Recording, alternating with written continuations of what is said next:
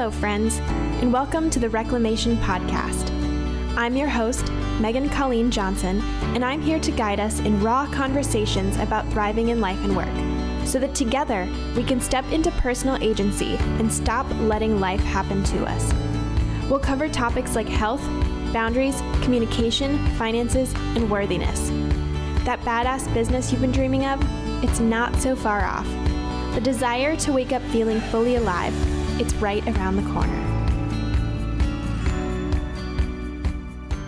Hey everyone, welcome to the podcast. So today I have Sarah Black from Made, and she has an e-commerce storefront where she sells all kinds of handmade bags and various sewing goods, but she also teaches other women to make these different bags and such. So Sarah, I'm so excited to have you here today. Thank you so much for having me. Yeah, and I'd love if you can kind of speak to that a little bit more. I feel like that introduction was very poor in explaining what exactly you do. So if you can explain that, that'd be awesome.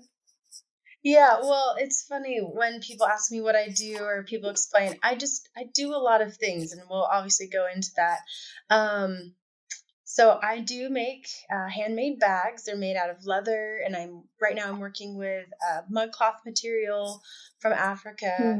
I also teach locally, and I do humanitarian trips and teach. I work with refugees. I also do prototypes for up-and-coming business, small business owners, entrepreneurs, to help them, get their idea in their hands. And I also teach a sewing class locally with the university. It's called the Lifelong Learning Program, so anyone can sign up and do it. So I just love sewing, teaching. I'm self-taught, so I just love being able to share that with other people. That's awesome. I love that. I love that you have your hand in so many different aspects of kind of teaching as well as sewing. But even just the teaching, I didn't realize you taught in so many different capacities, and that's really cool. Yeah, it keeps me busy. I bet. And I know we'll probably talk about this more later on, but I know you're moving soon, or have you moved already? Not quite yet. At the end of the summer, we're moving to Texas. So I'll be starting kind of fresh and making my roots out there near Houston. So that'll be really exciting. So if awesome. you're out in Houston, I'd love to meet you. That's awesome. So I wanted to share a little bit of how we met, and I think it's really, it's fun because a lot of people that I've had on the podcast I've met online, and I think that's really interesting. A few I've met in person as well, but you and I met via Instagram. So I believe I was in college studying graphic design, and I think my friend Gina Adams, she tagged me in a post that you had on Instagram as you were looking for someone to design a logo, and I was, young and so eager to make logos for whoever I could. And I messaged you, and we ended up working on your Made logo together. And then later on, we did some brand strategy and such when you kind of made the transition from Annie B, which was your old brand, to your new one, which is Made. So because I had Made as a name for just my workshops. I had wanted to change it to Made, but someone's like, "Oh, don't rebrand. It'll hurt your company." And so I just had Made still part of my business as just the name for my workshops. And so that's what you create the logo for. And it's beautiful. Everyone comments on it and how it's so clean and fresh. So I love it. And so it was like a no-brainer when I finally took the leap to change it to Made as my whole new brand and keep the logo, because I kind of had a soft intro with my workshops. So now I'm Made. That's awesome. I love that you still love the logo. I feel like that's a rare thing. I do love it. So, it's so clean. And so those that, listening, you can see on my site and my Instagram, it's kind of like an upside down heart. And I think you explained it to me, or at least I was able to pick it out, but the letters MADE are kind of embedded, woven into the logo. I love it. Yeah, that was really fun to make. I remember sitting and sketching that out and sketching out a bunch of ideas. So fun. Great job. So part of why I started this podcast is to kind of bring to light the various stories that we all have as we kind of establish small businesses. And you touched a little bit even like how you were self-taught in sewing. But I love hearing different people's stories and where you came from and what brought you to where you are, because then we can allow each other to thrive together and just recognize the ups and downs of running a small business. Often when we hear our origin stories, they're very straightforward and we don't always share kind of those up and downs.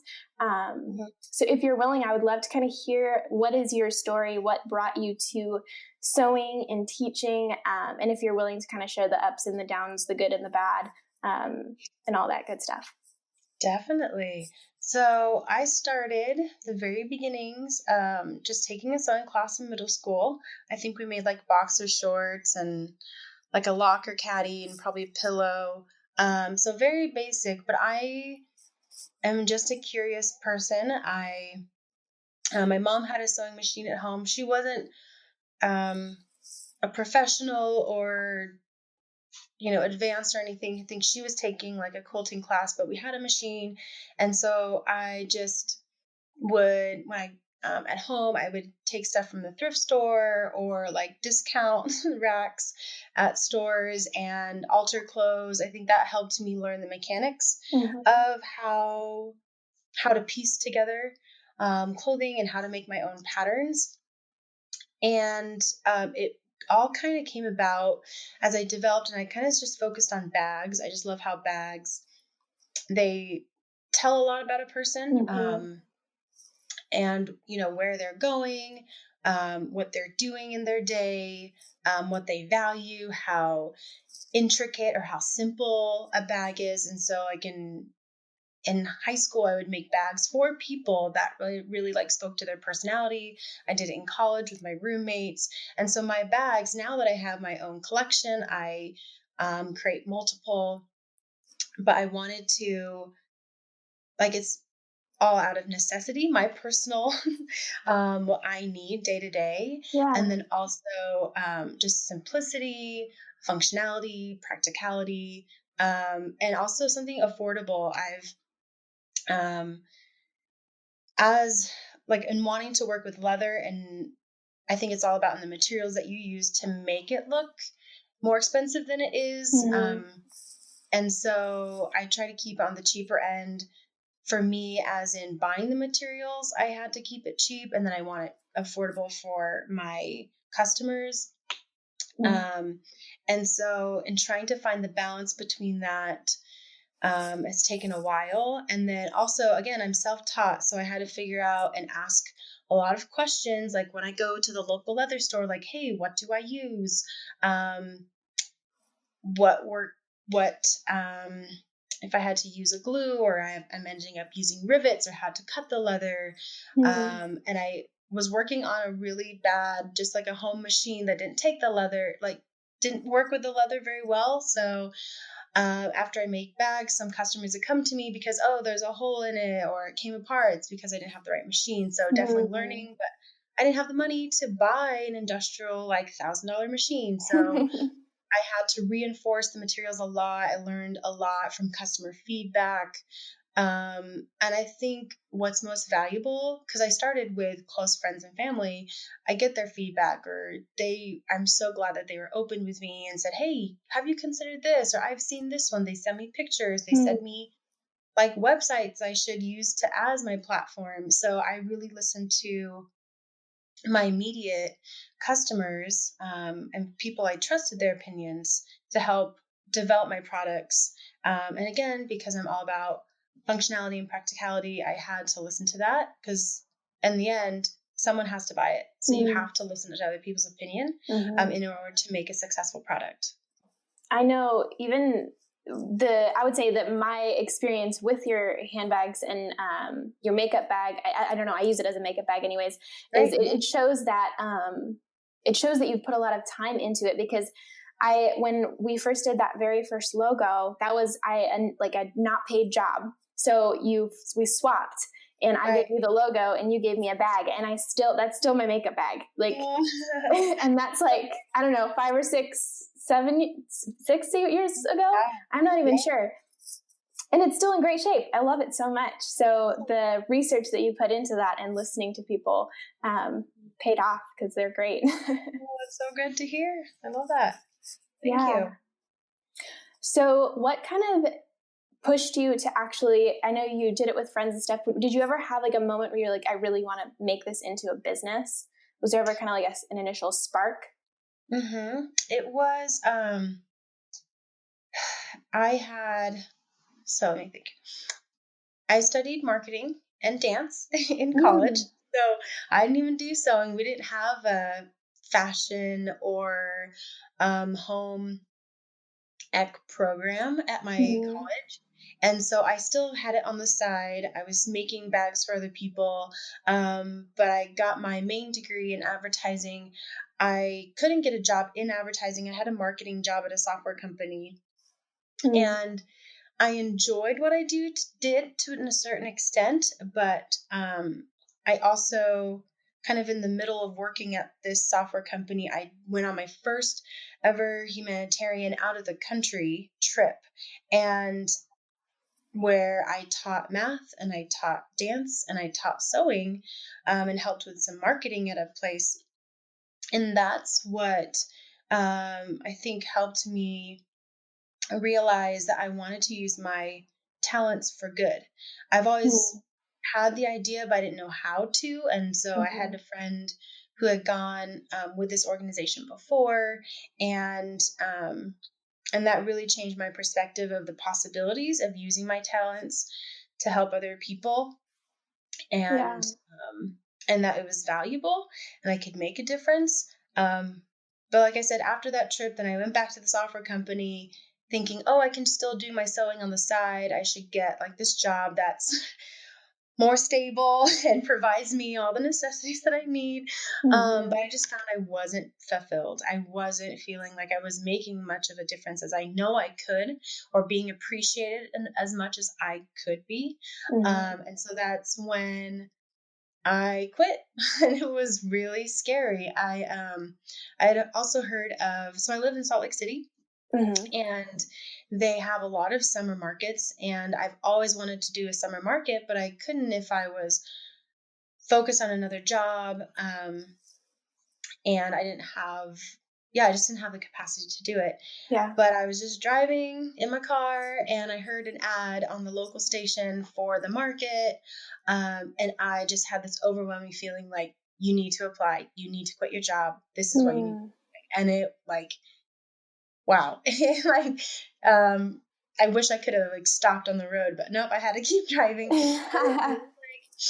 Woke me up to there's so much more you could be doing. And remembering my time, where I had gone, I went to Uganda. And so my time in Uganda, I could have that same feeling of purpose and contribution and love. I could have that every day in what I do. And, also somehow, and thankfully, I got connected with the refugee community in Salt Lake City. There are a ton of refugees that come through Salt Lake. The largest organization that helps them resettle is called Catholic Community Services, and they're all over the U.S.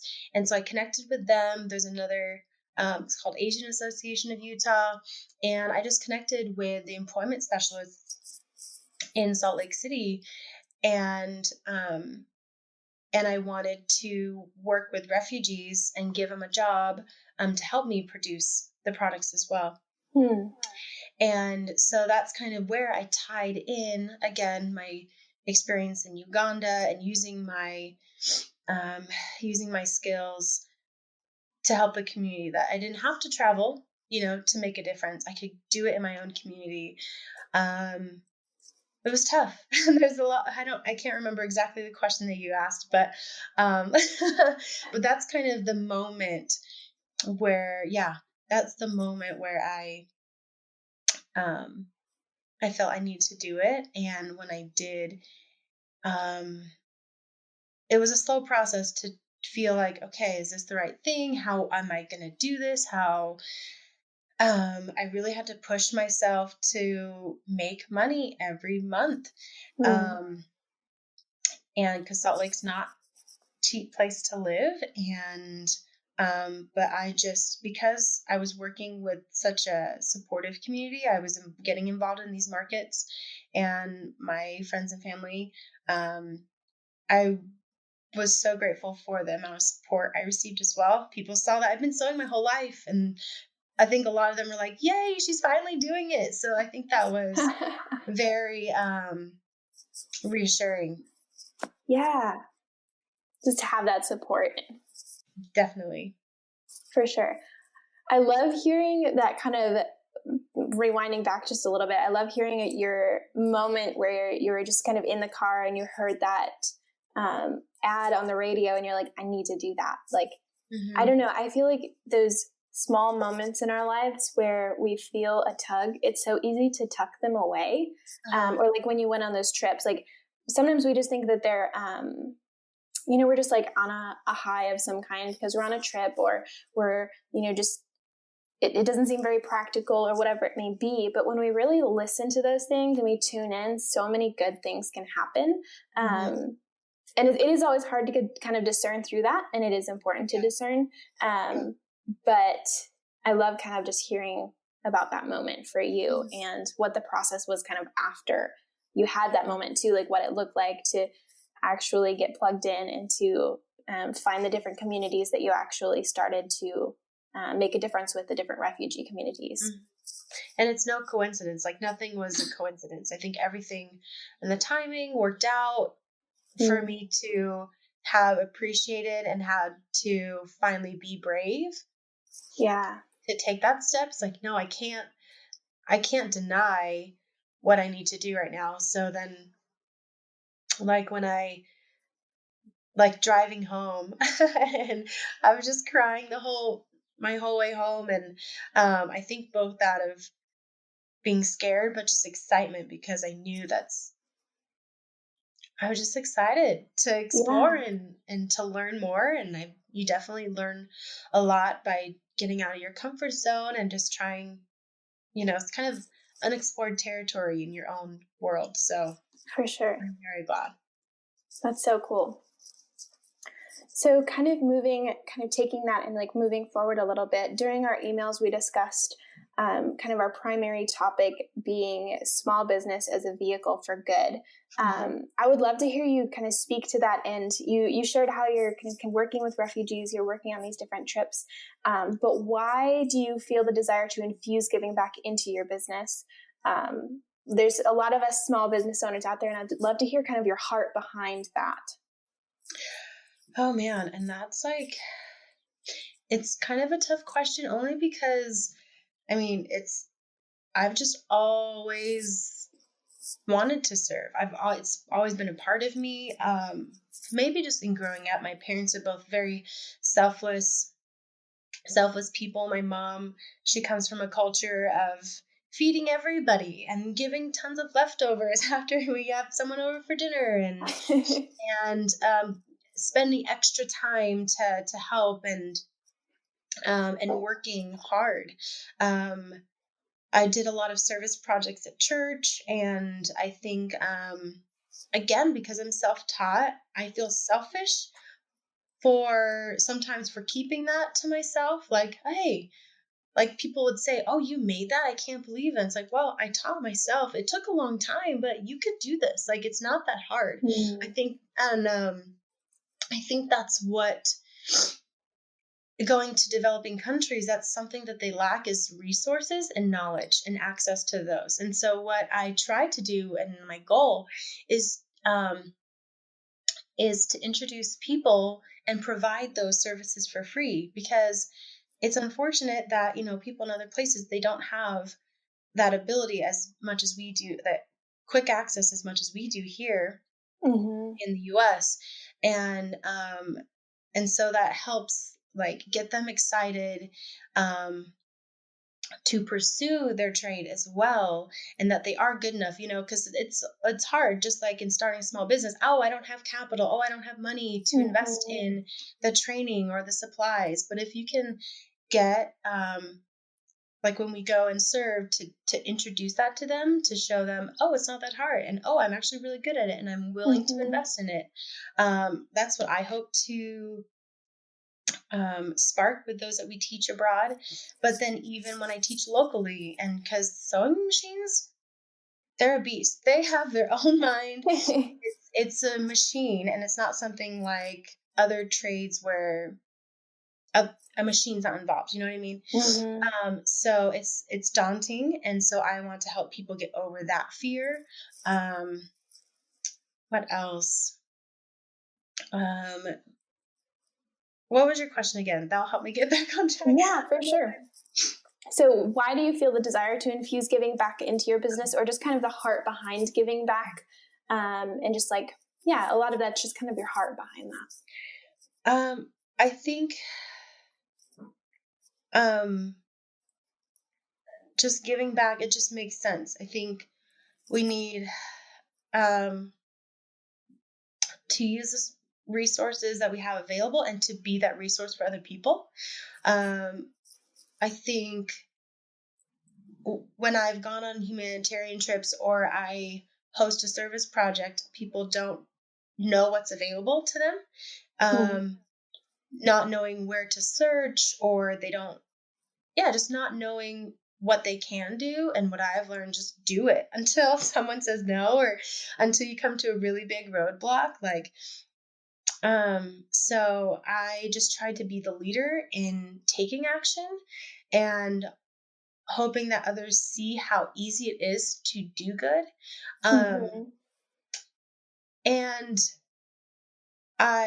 because it's so much involved in my business, I know I need to personally work on, not just like, oh, I'm hosting this class in my business or going on this trip. I know I need to work on my own personal ways of serving.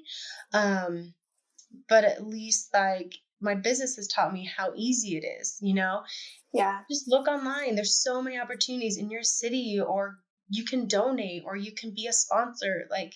I think it allows me to be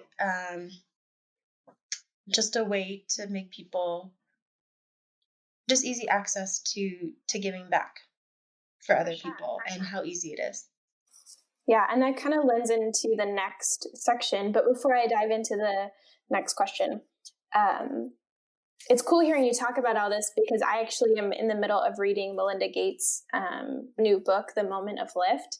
And I actually got to see her speak about it last week. I think she came to Nashville, last week or a couple of weeks ago. And it's kind of all about like empowering women and empowering, it shares her stories of her kind of trips with the Melinda and Bill Gates Foundation, like their trips to go to other countries, and how they've kind of made decisions to give back, and how they've figured out different ways to utilize their resources to help other people. And it's just really interesting, and it's really activating. Like, it's made me think a lot about, okay, well, what are ways that I can instill that more into my business and into my life? A lot of times I think about it more in like, as a small business owner, I want to empower other small business owners, but I think there's so many other ways that I can also get involved. So that kind of leads into the next question of kind of, what is your perspective on how other small business owners can take kind of small steps to empower others to be a vehicle for good? Because a lot of us are not necessarily teachers, or we're maybe not selling a product that we can teach others to make. But just kind of, what are your thoughts around that? I think start small. I don't think it has to be. When I worked for this corporate software company, they had a kind of service committee, and they're like waiting for the right time, the right like holiday or big events to be seen. I'm like, no, it's not about that. It's about making a difference in your own way. I think making it personal to your brand and to your customers, to get them involved. I think asking, using the use of social media, to say, hey, what opportunities do you know about in this city or in your city? What are you passionate about? And because they're the ones going to be involved and going to be supporting you. But if the brand owner has something that they're passionate about, sometimes it's not connected, but as long as the brand is and the brand owner is passionate about it, I think customers will support, you know what I mean? Especially as a small business, it's going to be a small community to start. I think also you can donate. That's something that I'm doing. So I started as helping refugees, but I found it's difficult to help to employ refugees because a lot of the times you have to file papers and guarantee part-time or full-time employment. And my gosh, that's very daunting for someone who is still a small business. It's like not even a full-time job for me. I have other gigs I have on the side. So something that I've implemented into my mission is a more continual mission is by donating to Catholic Community Services, and I donate 5% of any sales that I do get to them. So that's my mission. A more very transparent and open, obvious mission. It's hard to explain, oh, I only, employ this refugee lady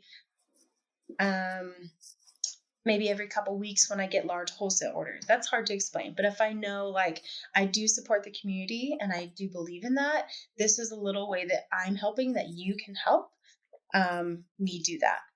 Yeah. Help this brand do that. So I think it's in different capacities, different shapes and sizes. But I think if to start simple, and talk to your customers, see what they're interested in, see what they know about. I think that's what's so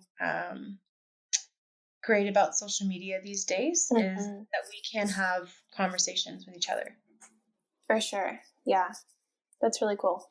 That is a great idea. And just even the donation piece, I think was interesting because really any small business can get behind that, because no matter whether you're selling a product or a service or, it doesn't matter. Your business model necessarily, you can say, a portion of this is going towards XYZ and you're helping be a part of this movement. And that's just a small thing that we as business owners can be doing to help our communities wherever we are passionate. That's really cool. Definitely. So I believe recently you made a trip to India. It might have been a month or so ago now. I don't remember. Can you kind of speak to that a little bit? I know you've talked a little bit about your trips and how you teach during those trips. Can you give a little more detail of what those trips look like? Definitely. So, like I said, my first trip out of the country was to Uganda, and that's where I first taught sewing. So about a couple years after that trip, that same nonprofit organization I went with, they had a group of women interested in learning how to sew in India, and they wanted me to be like a trip leader to head that project. And I was stoked to be able to have the opportunity to sew again and teach it. And when I heard that there'd be like 30 plus women, I'm like, I can't do this on my own. So I again opened it up to social media and utilizing that channel, and I asked people if they wanted to come with me, and because also I wanted because my experience teaching in Uganda impacted me as a person and also my business so much, I wanted to open the opportunity to others who might potentially be impacted, whether in their business or personal. I think it's just teaching. I love teaching, obviously, if you can't tell. I think which is amazing. I think it's so important in helping a community become more sustainable. Again, giving them access to that knowledge and resources. And so that was my goal. And I was overwhelmed by how many people were interested. I had a team of 8 volunteers come and teach. With a mix of teaching sewing, also doing photography and writing, and to help document everything. And again, I think just being able to open that up and say, hey, there's this opportunity that they probably wouldn't have, not many organizations offer that. And so I think I stood out because it was an opportunity that they hadn't heard of it before. And so when we go, we work with a local NGO in India. It's in Hyderabad, so it's kind of like central India. And for about 20 years, this NGO has been working with women in villages to help provide training, like finance training and budgeting, also with water, cleanliness and toilets, just anything to help in these slums where they don't have a lot of access. So, or education and about these issues. And so the NGO has done an amazing job. They go to different slums, and so there's this one in particular that wanted to learn sewing. They communicated with the women on our first day there. They all registered. We had a little inauguration for the sewing machine purchase. We purchased treadle machines in India, and they had like incense burning and a coconut, kind of celebration to kick off the training. And we were there for 4 weeks teaching. We had a beginner's course, an advanced course, teaching them traditional wear that they could use, not just something us Americans were coming and, hey, learn our trade, but something they could use, they would use on a daily basis. And then after we left, then the last day after all the training, we had a fashion show and Yes. the kids, and it's a party. It's so much fun. We get dressed up as volunteers. We dressed up in the saris, the traditional wear. It was just a blast to really have that one-on-one time, to be able to work with them that long and get to know them, their kids that come. And we don't know Telugu, that's just the local language, or Hindi, but just through small interactions, we're able to become really close and just have a good time. And so after the time we were there, the local NGO, they provide continual training, because now these women, like I said, they're excited. We've helped ignite that fire, and they're now willing to pay for additional training, something that they're like, yes, I'm going to dedicate more time and money into it, because they see that they have a passion, that there's potential for them. And then the NGO helps them get integrated in the community, whether providing entrepreneur business training, and so that they can start their own business, or working for a local tailor shop, or another manufacturing shop to continue sewing.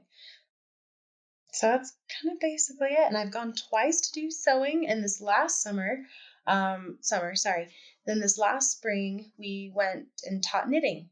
So kind of branching out into a different trade, taught knitting, and it's just so much fun.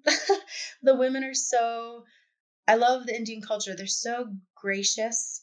They're so humble and open-minded, and they just treat you, like family. And the NGO women that we worked with, they brought us lunch every day. They gave us all the traditional Indian jewelry, dressed us up the last day for the fashion show. It's a great cultural exchange for both the women and for the volunteers. Again, like we have the knowledge and resources we can provide for them, but they have so much more ingrained into their culture, their love of family and dedication to religion that they give to us. So they are, giants in their own ways, and I love learning from them. That's amazing. That's really cool to kind of hear the details of what that looks like on kind of just like a day-to-day schedule. That's really cool. Mm-hmm. Love it. So this next question might be more relevant to your work in the U.S. I don't believe it'll be as applicable for your trips overseas. But I know in my line of work, I've had a difficult time balancing kind of giving back with being used or feeling used in a pro bono situation. Mm-hmm. I know you've mentioned, I think it was sometime earlier on, how sometimes you volunteer for different things. I don't remember what it was in reference to, but could you spend a little time kind of speaking to how you establish healthy boundaries within your business and your life, as far as like giving back, but then also being able to pay yourself and have a good, healthy, like work-life balance? Right. So I haven't had any major issues, but one thing, like, when I was starting off, I was willing to do anything for free, just for experience. I think with anybody, just starting off, to start making connections, build a portfolio, or build For sure. their work to show off.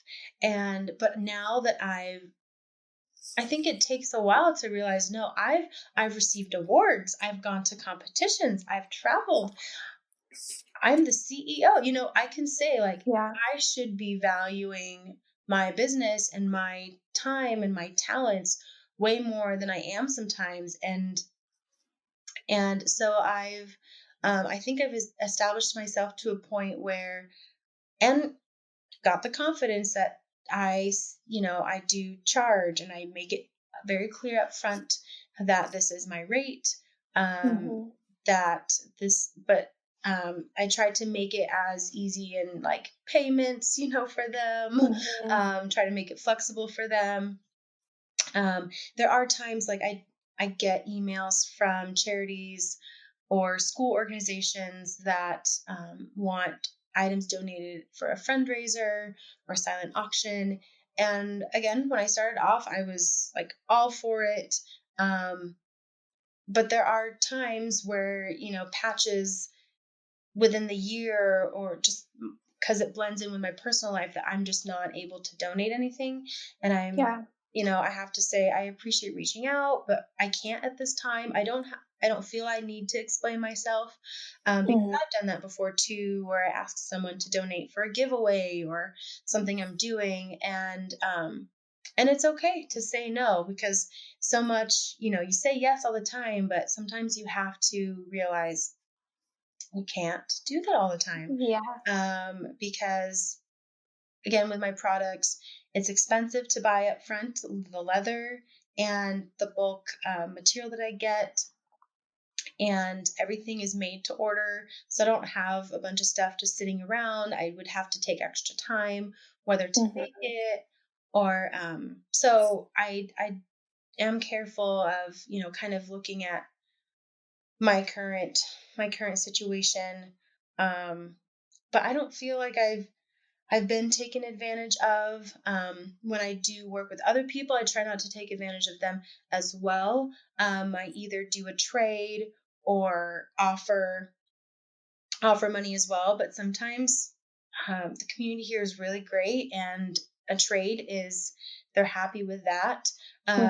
Or sometimes I offer them something else, like, hey, like if they need a repair and something later, or they want something, I say, you know what, I'm covering this. You've treated me so well. I'm going to give back to you. And, the value of social media is very powerful too. So I try to, like, even without people asking, I promote as much as I can to other people. So, it's just kind of like a general mindfulness. It is. Yeah. Yeah, it definitely is. Thinking like, how would I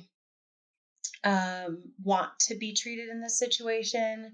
And then I try to be proactive and think ahead. I think with anything, within any part of the business, try to have the perspective of anyone you're communicating with, or whether customers, clients, partnering, anybody that you're working with. For sure. Yeah. That's awesome. Yeah, it really is just kind of like taking a step back, evaluating things, seeing things from different perspectives. And then if needed, saying no or saying yes, recognizing that we're human. We can only take on so much. Right. Yeah, definitely. Yeah. That's awesome. Thank you. So I'm curious. So you do so many different aspects of giving back, and then you have super creative business. I love your business anyways. I love the creativity of all your different bags. I'm so curious to know, what are some of the driving values that lead you on a daily basis? I know you talked earlier kind of about having a mission, and kind of like having that is evaluated. Do you have any specific values that you also fall back on as you go through your day to day? I think I really try to listen to just my body, and that, like, so I need naps. Naps. I love that. I love that so much. It's so important to me. And I also need like snacks, like rewards throughout the day. Because it's really hard to motivate yourself knowing that I have to push myself because I'm the one bringing in money. It's not like I just sit behind a desk and money's coming in.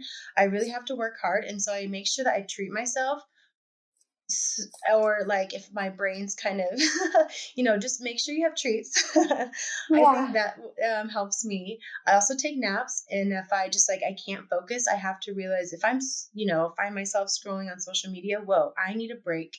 I obviously am somehow not motivated right now. I need to take a nap. I need to take a break, because I am a hard worker, but sometimes that hurts me because I work too hard. I need to listen to my body.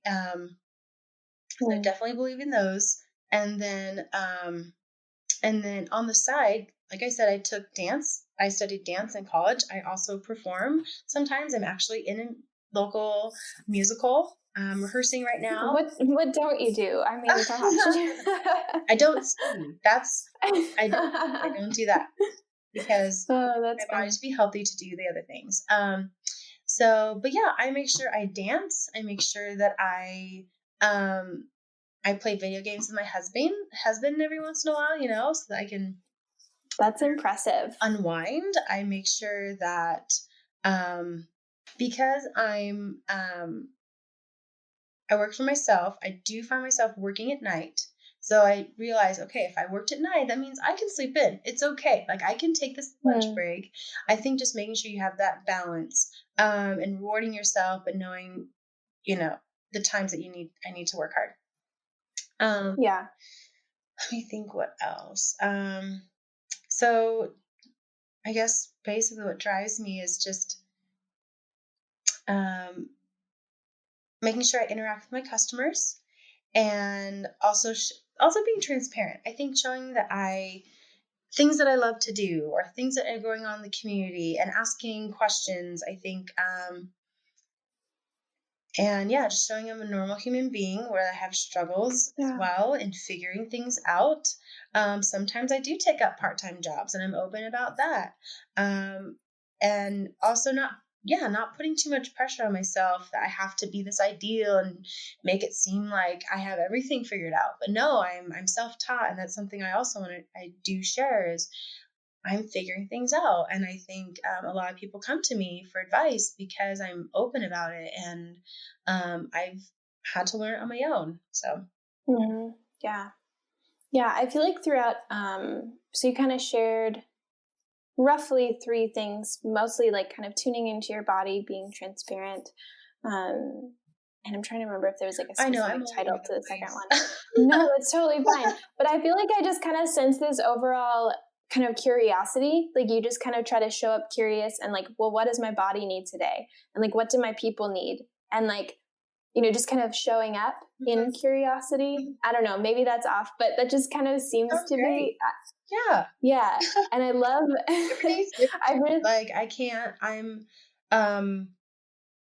I kind of don't like tying myself to certain things, at least like schedule wise.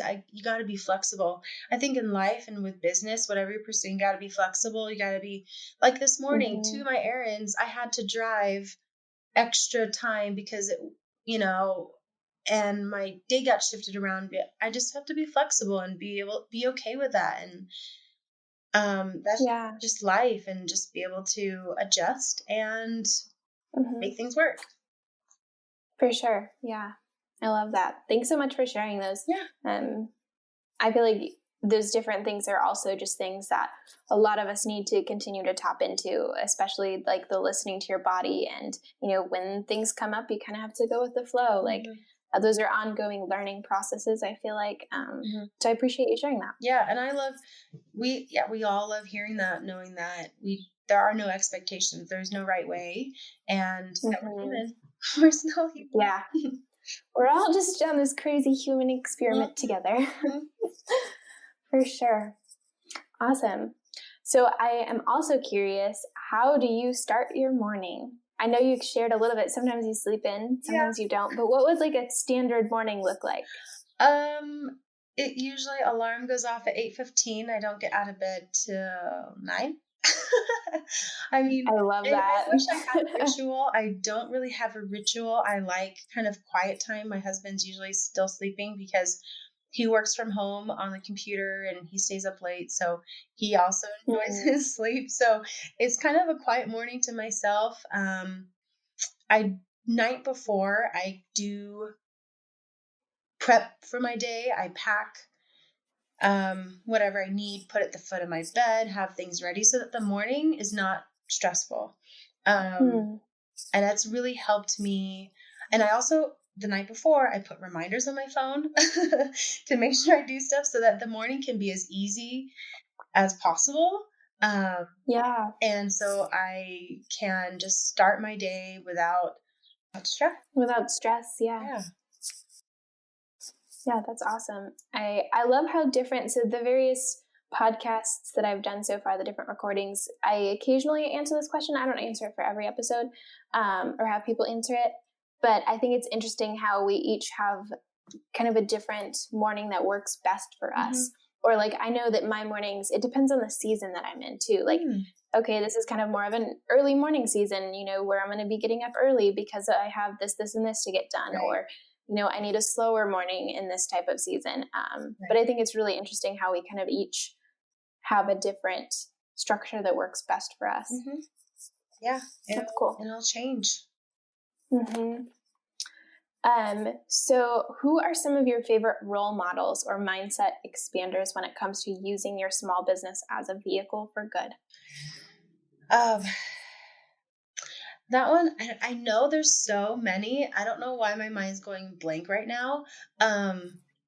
Of those that do so much good. I mean, I can talk about, there's the local nonprofit Asian Association. They have what's called the Spice Kitchen, and they provide entrepreneur classes and a platform for refugees to bake, cook their traditional food, and they set up opportunities for them to sell in local markets. I think that is brilliant. For the community to be introduced to food dishes they wouldn't try anywhere else that you can't find. They don't have big restaurants yet. But I've tried, there's Ethiopian food, African food, Middle Eastern food. I've tried at these markets and they're so amazing. And I love being able to see, locals interact with refugees and vice versa. And I just love their mission and what they do. So Asian Association, I believe they have that like headquarters all over the US as well. Cool. That's one that I love that works with refugees. One that doesn't work with in the same aspect that I do with refugees or anything, but it's a clothing company called Ace and Gig, and they design prints and get them manufactured in India. And these are stunning. They're kind of like a hippie boho feel to it. Nice. But it's very like comfortable, casual clothing. But what I love what they do is repurpose their scraps. Because I'm very much about that as well. Yeah, that's interesting. Reusing, again, what you have and not letting things go to waste. And they use their scraps to make shoes, to make hair scrunchies. They also host events for customers to make quilt squares, and then they piece all those squares together with their fabric.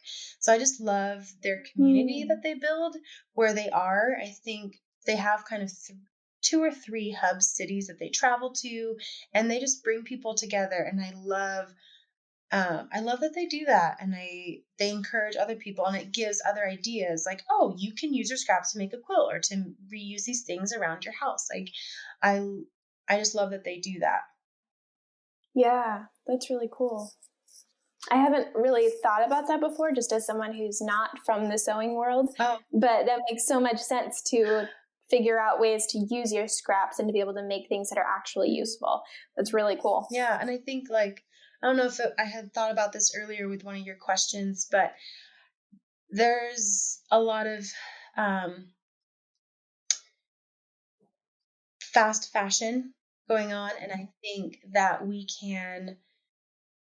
there's so much we can reuse and to make beautiful again, and to find other uses for them instead of just discarding it quickly. So in some of my products, I use scraps, whether it's like scraps for leather to make necklaces, or I take fabric scraps to make patchwork pillows.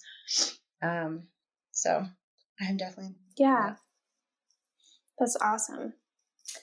On your journey as a business owner, so just kind of like throughout all of this, what is one way that you typically kind of lean in if things are kind of difficult or you're going through a more hard season? That was a tough one too. Usually it's like a financial thing, whether I didn't communicate something with a customer and I have to take a hit financially. I think in a lot of business, you have to be willing to take the blame, or, just admit fault to make things right.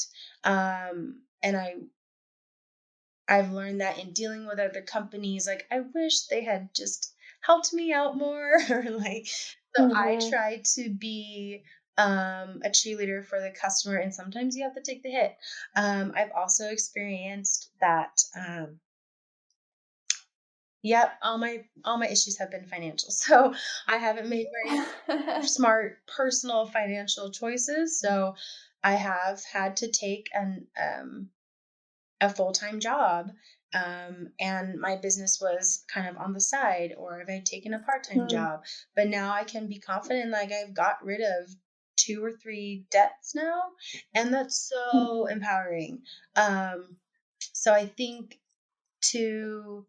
again, there's no expectations. You don't have to be open about it. You can be open about it, whatever personal or business issues that you need to work on. I've seen it help to be open about it, because then it helps other people that might be dealing with it as well, give them confidence. Yeah.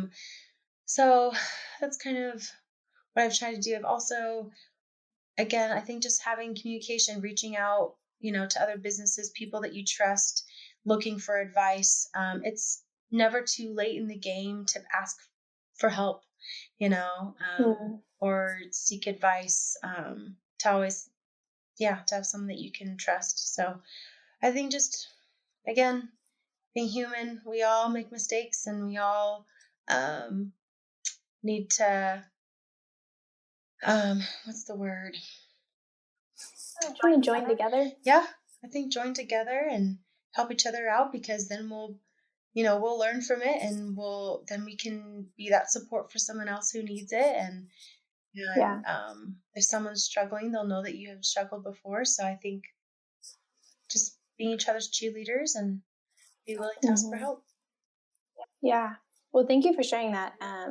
I know even just hearing that, we, like, my husband and I, we both freelance, and there's seasons where things slow down sometimes, and we're like, okay, like, let's figure this out. Like, how are we going to adjust this month, or adjust, the next few months, so we can, fit things in, and sometimes that does mean taking on some jobs that we don't like, or it's just an ebb and a flow. And like you said, I don't know, throughout this whole episode, I think it's interesting because I feel like a theme is just being human. That I feel like that's come up a few times, and I really love that, and I resonate with that because it's true. We're all human. We're figuring it out. Nobody has the right answer, and there really is no right answer.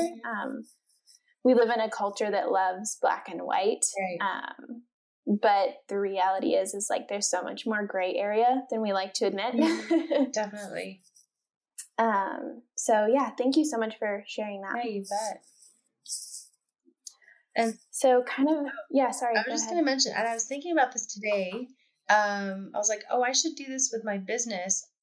And this business owner, which is you, has done that. And I'm talking to her today. So in that, like, that you've emailed, and you can include this in the podcast or not, but that you emailed your past clients or current clients and say, hey, do you have any referrals for us, or do you have anybody who can that is looking for a graphic designer?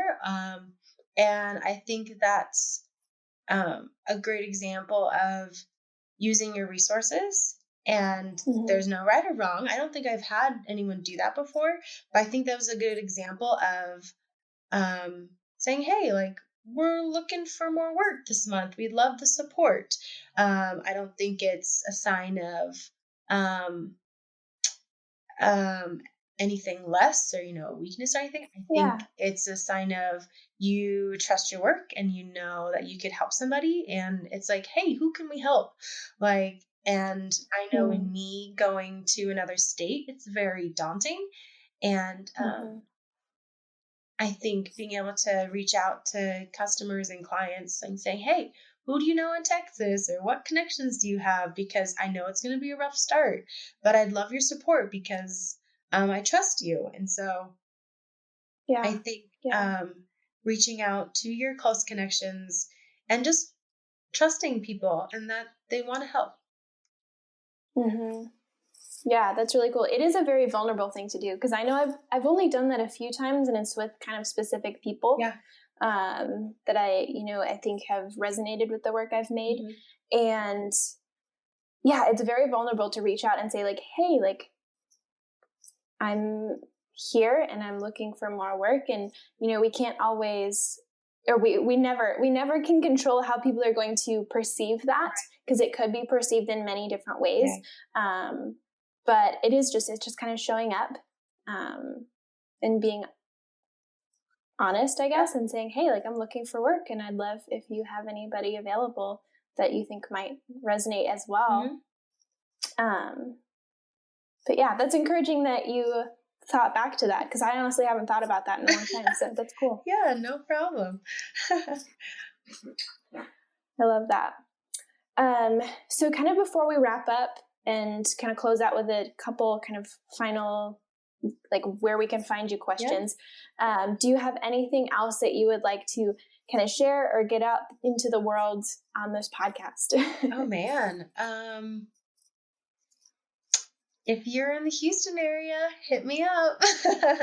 If you don't know that already, I'd love to connect, and I hope to be going into some markets, so you can find me there. I do plan on having a trip next summer to India, probably teaching both sewing and knitting. So if you're interested in that, or if you just want to have a good time in India and play with the kids and explore the beautiful country, please join us. It's really a blast. India is beautiful and amazing to learn from. And yeah, you can find me online, choosemade.com. That's also Instagram at choosemade. And I always have things going on. Whether it's collaborations or giveaways or teaching. I actually might be teaching in Portland this summer. So if you're in Portland, like, look out for me. So yeah, follow me on Instagram. That's the best way to stay in touch. And I love one-on-one interactions. So love to meet you. That's awesome. Thanks for sharing all of that. So again, for everybody, that's Choose Made, and that's on Instagram. And I know I follow your Instagram, and that's usually where I hear about anything you have going on. So I have a lot going on. I love it. Awesome. Well, thank you so much for joining me. And yeah, it's been a blast reconnecting with you and hearing more about your story. So I love that. Thank you so much. It's been fun. Thank you so much for joining me on this episode of the Reclamation Podcast. I hope it served you on your own reclamation journey, and know that I'm rooting for you all the way. If you want to learn more about the show guests, head to the website, thereclamationpodcast.com. And if you found value in the show, 5 stars is always appreciated. Good things are coming for you. Bye for now.